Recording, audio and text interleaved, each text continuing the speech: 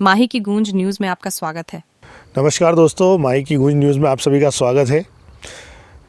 आज जो है वो है फार्मर्स डे मतलब किसान दिवस।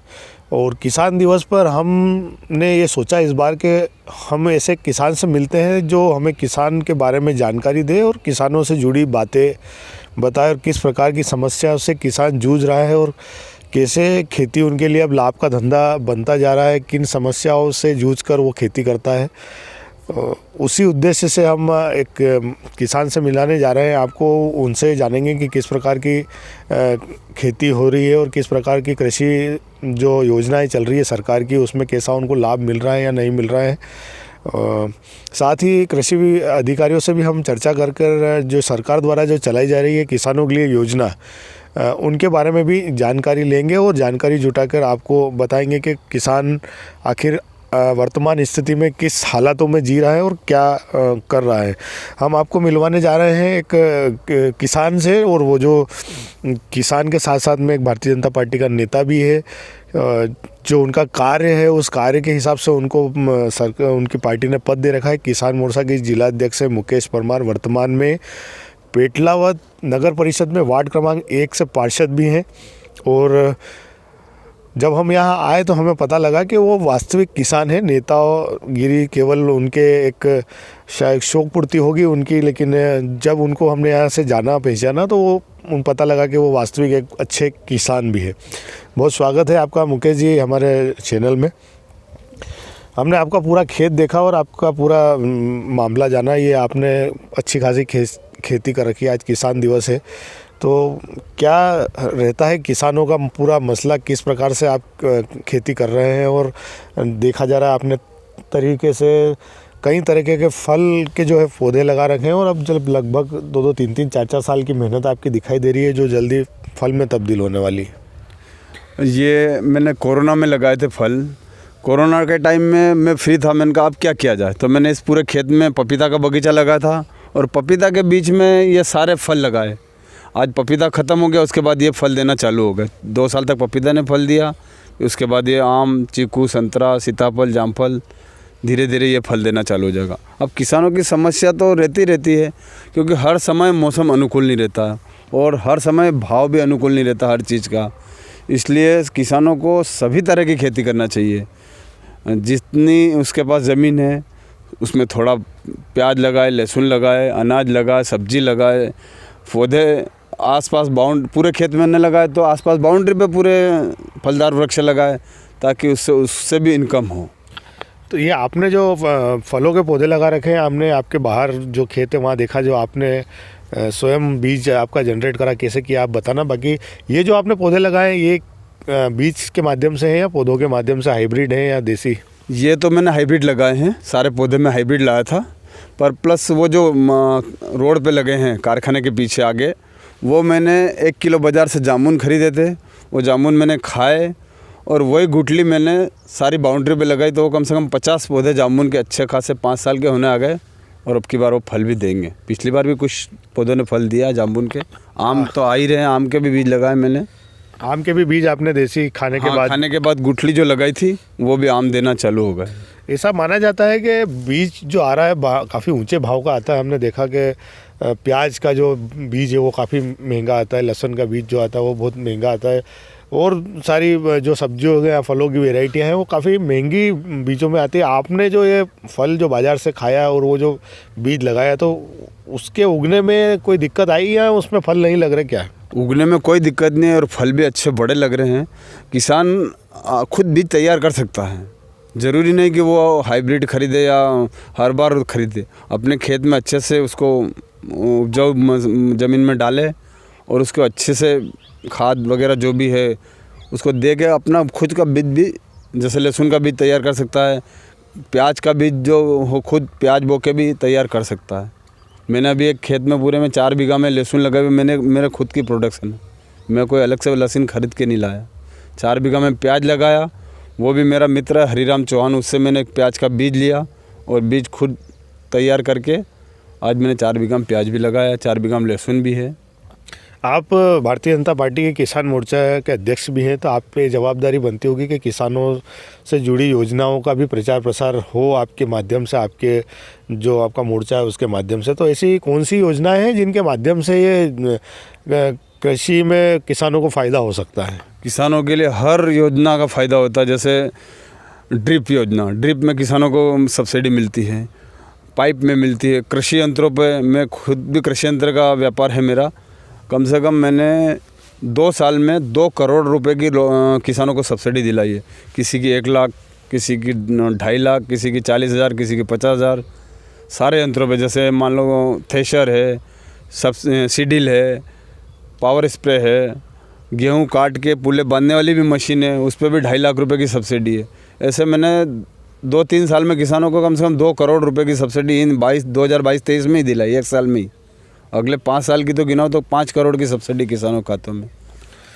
छोटे जो किसान हैं जिनके पास सुविधाओं का अभाव होता है, तो ऐसे में उनके लिए क्या आप कहेंगे? किस प्रकार से आपने जैसे बताया कि किसान को छोटे मोटे जो फल है, वो फलों के पौधे हैं, या आप कहें कि जो आपने बताया कि जो सेड़े हैं उस पे आप फल बो सकते हो, या अलग अलग प्रकार की फसल एक साथ बो सकते हो।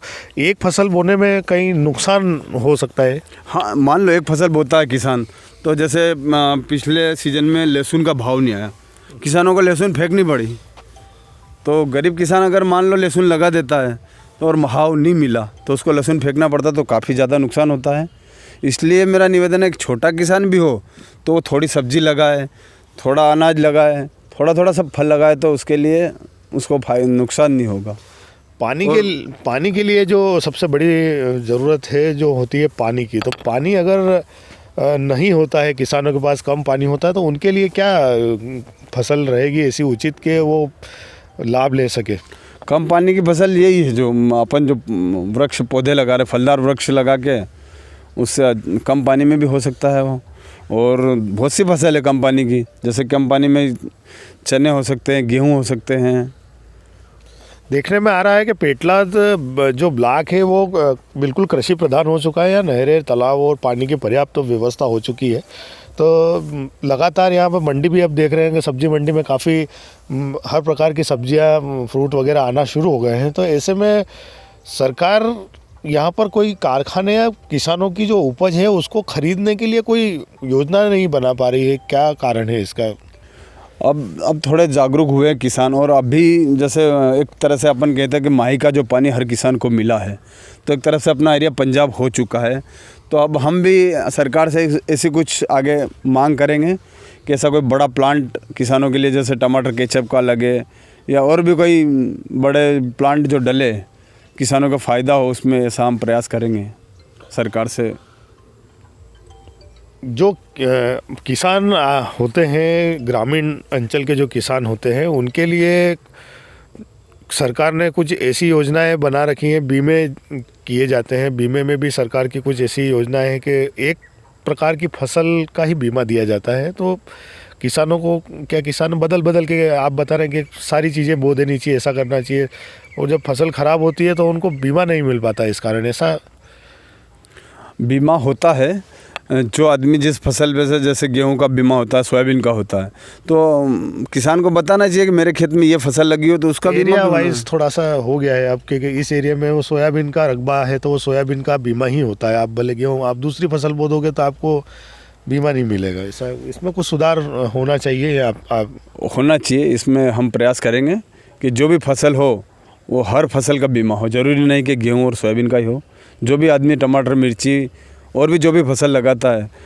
प्याज, लहसुन, हर फसल का बीमा होना चाहिए। अभी आपने क्या बो रखा है खेत में? आप मैंने अभी लहसुन लगा रखी है, प्याज लगा रखे, गेहूं लगा रखे हैं। देखने में आया था, आपको बाज़ार में देखा भी गया कि जामफल के क्रेट लेकर आप बाज़ार में स्वयं बेचने के लिए जाते हैं। अच्छे बड़े किसान भी हैं आप, नेता भी हैं। आपको लगता है कि यार जब आप बाज़ार में जाते हैं तो कुछ अजीब लगता है आपको? नहीं, अपना तो कर्म ही किसान, अपन अपनी फसल तो उपज अपन जहाँ चाहे बेच सकते हैं, उसमें शर्म की क्या बात है। नहीं, ऐसा शर्म की नहीं, लेकिन जब आपको लगता है, क्योंकि आप चाहे तो आप उसके लिए मजदूर रख सकते हैं काम करने के लिए, या जो फल खरीदने वाले हैं उनको आप यहाँ पे बुला के माल दे सकते हैं, लेकिन हमने देखा आपको स्कूटी पर आप क्रेट रख के और जामफल स्वयं बेचने के लिए जा रहे थे दुकानदारों को। ये तो देखो, अब मान लो कभी मजदूर नहीं आता है, होती व्यवस्था तो नौकर भी रहते हैं, सारे रहते हैं, पर कभी कभी अगर क्या है कि वो नहीं आता तो अपन खुद भी कर लेते, क्या दिक्कत है उसमें। तो ये मुकेश जी परमार साहब हैं हमारे साथ में, लगातार आप हमको देख रहे हैं, इनके साथ में आपको ये बता रहे हैं। आप ये पीछे भी देखें, पीछे ये जो है लगा हुआ, ये इनके भाई साहब का खेत है, और यहाँ पर नींबू का उन्होंने पूरा खेत लगा रखा है, और भारी मात्रा में नींबू उगा हुआ है, पपीता उगा हुआ है। तो किसानों से जो समस्याएं हैं हाइब्रिड, और ये जो दो प्रकार की खेती हो रही है, एक तो हाइब्रिड खेती हो रही है, और एक जो देसी तरीके से जो खेती हो रही है, जिसका अब प्रचलन बढ़ाने का प्रयास कर रही है सरकार, तो उसको कैसे देखते हैं आप? वास्तव में सरकार अच्छा प्रयास कर रही है कि ऑर्गेनिक खेती होना चाहिए। ऑर्गेनिक में हर किसान को गाय पालना चाहिए, गाय का गोबर से ऑर्गेनिक खाद बनाए, उसमें किसानों को कुछ भी, जैसे आजकल बहुत अटैक वटैक जो बीमारी चल रही हैं, और ऑर्गेनिक खाद से अगर किसान जो भी फसल उगाएगा तो उसमें स्वाभाविक है कि कुछ भी बीमारी नहीं होगी, ना तो खाने वालों को होगी, ना, और जो भी किसान को भी अच्छा फ़ायदा होगा उस फसल के। इसलिए दवाइयों का है, उसकी गैस या दवाइयों का जो उपयोग होता है, उसका भी नुकसान किसान के शरीर पे हो या उनके जो शरीर के अंग ऊपर पड़ता है बराबर, वो तो सब सहन करके भी करता है पकाने के लिए। तो ऑर्गेनिक खेती की हम बात कर रहे थे, आपको हमने देखा जब हम आप यहाँ पर आए तो आप जानवरों के बीच में बैठे थे, और जानवरों जो मतलब गाय और थी आपसे लिपट रही थी, तो आप भी क्या ऑर्गेनिक खेती करते हैं इस पूरे क्षेत्र में अपने लिए? मैं बिल्कुल लगाता हूँ, पूरे बहुत जो रासायनिक खाद का उपयोग मैं बहुत कम करता हूँ, और मैं अगला प्रयास मेरा यही है कि पूरी ऑर्गेनिक मैं करूँगा। अभी कुछ जगह में डालता हूँ, बाकी मैं पूरा गोबर का खाद का अधिक प्रयोग करता हूँ। गोबर के खाद का आप अधिक प्रयोग करते हैं, तो ये जो पूरी योजनाएं चलती है जो कृषि विभाग के हिसाब से, किस प्रकार से इन योजनाओं का लाभ ले सकते हैं किसान? सारे किसानों को योजना के लिए पहले से आवेदन करना पड़ता है, जैसे टारगेट डलते हैं किसानों के, सीडीलो के हैं, थ्रेशर के हैं, ऐसे ही ड्रिप के भी सभी पंजीयन होता है। पंजीयन होने के बाद किसान का ड्रा सिस्टम हो गया, ड्रा में किसान का नाम आता है बाकायदा। जैसे अभी क्या है कि लेने वाले अधिक हो गए, तो 100 किसान का पंजीयन हुआ, टारगेट डाले 50, तो 50 के नाम आते हैं, 50 अगले उसमें वेटिंग में रहते हैं, तो करीब करीब सभी किसानों को फ़ायदा मिलता ही है। किसानों को फ़ायदा मिलता है। आगे भविष्य में आपकी योजना है कि ऑर्गेनिक आप खेती करेंगे, तो कोई ऐसा विशेष आपका कोई किसान मतलब किसी फसल पे के उसकी खेती करेंगे जिसका सीधा लाभ मिल सकता है? हम सीधा प्रयास यही करेंगे कि हर फसल अपना उगाएं ऑर्गेनिक, जैसे प्याज, लहसुन, गेहूँ, जो हर सब्जी, जैसे सब्जियों भी ऑर्गेनिक हो तो खाने वाले को कभी भी कोई तरह की बीमारी नहीं होगी। और मोटा अनाज भी उगाएंगे, मोटा अनाज खाने से भी सरकार भी हमारे प्रयास कर रही है कि मोटा अनाज खाओगे तो कुछ भी बीमारी नहीं होगी। जैसे मोटा अनाज में ज्वार होगी, मक्का हो गई, ऐसे मोटा अनाज पे भी सरकार ने अच्छा प्रयास करा, किसानों को बड़ा प्लान है फ़ायदा देने का, तो मोटा अनाज भी लगाया जाएगा। तो ऑर्गेनिक खेती इस खेती से महंगी रहती है थोड़ी सी, या और सस्ता पड़ता है किसानों को? ऑर्गेनिक सस्ता पड़ेगा सर, रासायनिक महंगा हो रहा, और रासायनिक से खेत भी ख़राब हो रहे हैं, ऑर्गेनिक से खेत अच्छे रहेंगे। ऑर्गेनिक हर किसान अगर गाय पाल ले तो कोई रासायनिक खाद डालने की ज़रूरत ही नहीं। आप मेरी खेती में देखो, मैं अधिक गोबर का खाद डालता हूँ, मेरी सारी फसल बहुत अच्छे से है। लहसुन भी मैंने एक बार भी खाद डाला है अभी, बाकी बहुत बढ़िया लहसुन है, प्याज भी है, गेहूँ भी मैंने आपने देखे हैं मेरे, सारी फसल अच्छी है। मैं ऑर्गेनिक गोबर का खाद मैं खुद गाय पालता हूँ, तो उसका खाद अच्छा प्रयोग। इससे आपको यूरिया वगैरह के लिए लाइन में भी नहीं लगना पड़ता है, और दवाइयों की भी इतनी आवश्यकता नहीं पड़ती जब आप ये जो पशुओं से निकला हुआ खाद का उपयोग करते हैं। तो बिल्कुल, मैं एक प्रयास कर चुका हूँ। मैंने पपीता जब लगाई थी तो उसमें वो जो बीमारी आई थी पपीता में, तो मैंने गौमूत्र छाटा, मतलब गौमूत्र का छिड़काव पपीता के ऊपर करा तो वो पपीता और ऑटोमेटिक बीमारी से मुक्त हो गई और अच्छे से लगी। फल पे बीमारी आई थी। फल पे बीमारी आई थी तो वो पूरे पौधे को गौमूत्र ठीक कर सकता है। गाय पालने से 2-3 फायदे हैं। किसान गौमूत्र अगर छीट दे ना तो कोई भी बीमारी हो पौधे में वो ख़त्म हो जाती है। तो ऑर्गेनिक खेती के मैंने प्रयोग करके देखा है पपीता पर। तो ये किसान मोर्चा के जिला अध्यक्ष से बताया इन्होंने खेती के बारे में, किस प्रकार से कृषि करते हैं और कैसे कृषि लाभ का धंधा बन सकता है। ऑर्गेनिक खेती के बारे में बताया। ज़्यादातर खेती है ऑर्गेनिक करने के लिए पशुओं को इन्होंने भी पाल भी रखा है, दूध भी लेते हैं उनसे और उनसे जो खाद मिलता है उसी से पूरी ये फसल करते हैं। हमारे साथ में अब कृषि विभाग के अधिकारी भी हैं, उनसे भी हम चर्चा करेंगे। हमारे साथ में कृषि विभाग के वरिष्ठ विस्तार अधिकारी हैं प्रभारी तेर सिंह जी मैड़ा। इनसे हम जानेंगे कि आखिर किसानों को किस प्रकार से कृषि विभाग लाभान्वित कर रहा है और सरकार की किन योजनाओं से किसानों को लाभ होना है और कैसे उन योजनाओं का लाभ किसान ले सकता है। स्वागत है आपका तेर सिंह जी। आप ये बताएं कि किसानों को किसानों के लिए जो सरकारें इतना कर रही है, तो देखने में आ रहा है कि किसान आज भी अपनी परंपरागत खेती पर निर्भर है। जो समझदार किसान है, अच्छा किसान है, वो ज़रूर परिवर्तित हो रहा है, लेकिन आज भी किसान अपनी परंपरागत खेती पर निर्भर है। वो दूसरी खेती में जाना नहीं चाहता। उसका क्या कारण है? ज़्यादातर किसान गवर्नमेंट तो ये चाह रही है कि प्राकृतिक खेती करे, नेचुरल फार्मिंग के ऊपर ज़्यादातर जोर दे रही है, लेकिन किसान क्या है कि उनके ऊपर धीरे धीरे वापस परंपरागत खेती पे आना पड़ेगा। जो पुराना पद्धति से खेती करते थे, गाय के गोबर से, जो गाय को गोबर वगैरह जो मूत्र वगैरह से जो खेतों में डालते थे पहले, उस हिसाब से अभी खेती करना पड़ेगी धीरे धीरे। अब लोगों क्या है कि लोगों को अगर रासायनिक उर्वरक वगैरह डालना लोग बंद नहीं कर रहे, अभी धीरे धीरे उनको करना पड़ेगा और परंपरागत खेती पे आना पड़ेगा, क्योंकि स्वास्थ्य के लिए हानिकारक है अभी ज़्यादातर रासायनिक उर्वरक वाली खेती। कौन सी ऐसी योजनाएं हैं जिससे किसानों को लाभ हो सकता है कृषि विभाग के हिसाब से?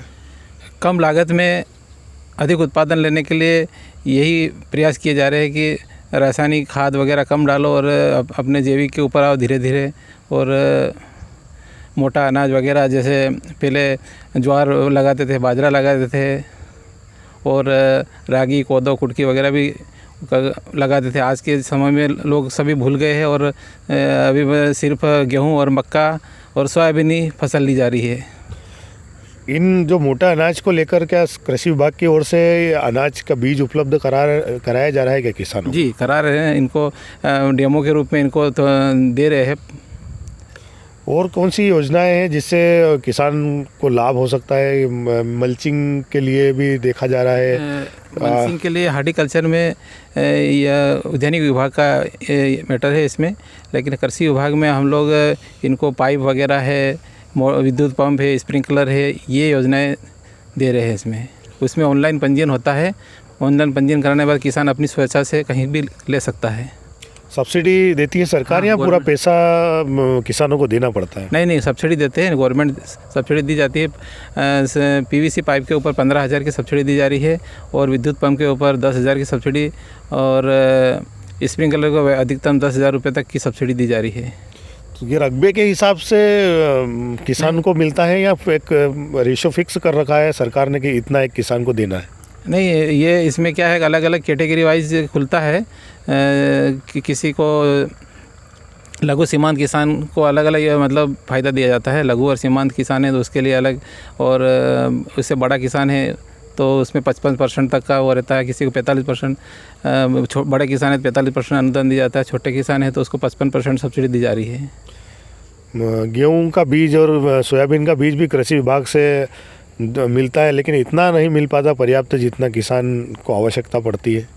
जी हाँ, पहले क्या है कि बीज अभी अन्नपूर्णा सूरज धारा योजना ही बंद हो गई है और बीज ग्राम योजना में आता है, उसमें 50% में आता है। लेकिन एक आधो 2 या 3 बीज ग्राम योजना में दिए जाते हैं कभी कभार, और डेमो के रूप में ज़्यादातर दे रहे हैं हम लोग। डेमो के रूप में जैसे ज्वार का बीज देते हैं और अभी सीज़न में मसूर भी दी है हम लोगों ने। क्या ऐसी कोई कृषि विभाग की योजना है कि किसानों से बीज जो आप डेमो के लिए देते हैं उनसे जो निकला हुआ बीज या अनाज है वो कृषि विभाग के पास वापस पुनः बीज के लिए जाए और किसानों को उसकी अच्छी लागत मिले? नहीं, वो किसानों को हम लोग इसलिए बीज उपलब्ध कराते क्योंकि अभी बीज मिल नहीं पाता है, तो इसलिए उनको कृषि विभाग की तरफ से मतलब ज्वार का वगैरह ये जो बीज उपलब्ध कराया जाता ताकि किसान उसका उपयोग करे और उससे दूसरे किसानों को भी दे सकता है वो। तो ये थे हमारे कृषि विस्तार के प्रभारी अधिकारी। इन्होंने बताया कि किस प्रकार किसान योजनाओं का लाभ ले सकता है। ये आवेदन जो है वो आवेदन ऑनलाइन होते हैं या विभाग में आना पड़ता है किसानों को? नहीं, ऑनलाइन होता है, कोई भी कियोस्क सेंटर पे, और जो ऑनलाइन करवा सकता है वो। तो किसी भी योजना का आप ऑनलाइन पंजीयन करा सकते हैं। ऑनलाइन जब आप पंजीयन कराने जाएंगे तो सारी किसान से जुड़ी योजनाओं की जानकारी भी उस पोर्टल पर आपको उपलब्ध हो जाएगी। मोटे अनाज को लेकर डेमो बीज भी दिए जाते हैं कृषि विभाग द्वारा। किसानों के लिए कई महत्वपूर्ण योजनाएं भी चल रही है सरकार की, केंद्र सरकार द्वारा, राज्य सरकार द्वारा राशि भी डाली जा रही है। सम्मान किसी निधि के रूप में 10,000 रुपये लगभग दिया जाता है। तो किसानों को उभारने के लिए लगातार सरकार प्रयास कर रही है, लेकिन कहीं ना कहीं जो खेती है नए रासायनिक खेती के कारण और मौसम की मार के कारण किसानों को कहीं ना कहीं नुकसान हो जाता है। जैसे जैसे रासायनिक खेती का जो रकबा बढ़ रहा है उससे जो ज़मीन की उपज है वो कमज़ोर होती जा रही है और उसके कारण भी किसानों को नुकसान होता है। किसान दिवस पर आज ये विशेष रिपोर्ट हम आपके लिए लेके आए हैं। आपको हमने विशेष एक किसान से भी मिलाया है और अधिकारी से भी मिलाया है। पूरी रिपोर्ट आपको कैसे लगी और क्या आप किसानों के बारे में सोचते हैं, किन समस्याओं से किसान जूझ रहा है और कहां पर किसान अब धीरे धीरे इन समस्या से उभर कर बाहर आ रहा है? हमारे इस प्रोग्राम में आप ज़रूर कमेंट बॉक्स में जाकर अपने जो किसानों की समस्याएँ हैं, जो किसानों को लाभ हो रहा है उसके बारे में जानकारी दें। खबर को शेयर करें, लाइक करें और चैनल को सब्सक्राइब जरूर करें। मैं राकेश गहलोत विजय पाटीदार के साथ, धन्यवाद।